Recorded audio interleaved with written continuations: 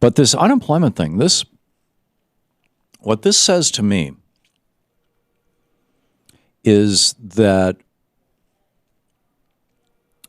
if the Republicans can get away with this, and they already did to a large extent. I mean, like I said, a year and a half ago, 2 years ago, remember the 99ers? I mean, the 99-week unemployment benefits got cut back to 74 weeks, I think it was, as part of a deal between the administration and the Republicans in order to stop the government from being shut down and get the debt ceiling lifted. It was one of those phony crises that the Republicans love to create. And, they screwed a bunch of unemployed people then, and they didn't pay for it at the polls.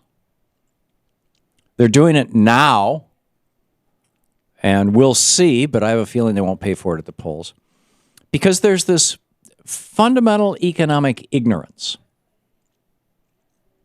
that Americans have, which we didn't used to have. I mean, literally, you go back when I was writing The Crash of 2016, my new book, there is a chapter in there that opens with an article from Time Magazine, and as I recall, it was Time Magazine, and as I recall, it was 1966. I'd have to dig the book out and get it. But it was around the time of the Jetsons and all this stuff, and they were pointing out that, productivity and wages have been following each other for centuries in the United States, in North America.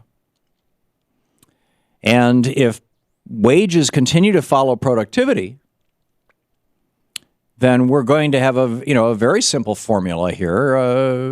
The average middle-class American, by the year 2000, now this is back in 66, by the year 2000, is going to be no longer the middle class, but the upper middle class.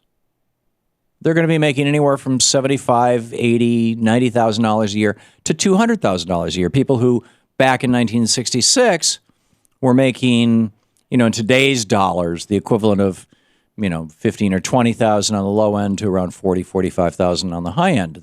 From the average individual income to the average household income. And it was just assumed that these two things would follow each other. Because in 66, Reaganomics hadn't been even invented, much less put into place. But the fact that the Republicans can get away with this belies this fundamental economic ignorance. Americans somehow think, the fact that Mitt Romney almost got, half the vote, Americans somehow think that rich people create jobs. Rich people don't create jobs. Rich people actually take away jobs. What creates jobs is working people, poor people, middle-class people. People spending money is what creates jobs. Now, you can argue that, Bill Gates adding another wing to his house creates some jobs. And he's got to hire some guys to do it. Or Larry Ellison buying a new yacht, creates some jobs. Although I think most of the yacht building business is not in the United States. I think it's in, Greece or France or something.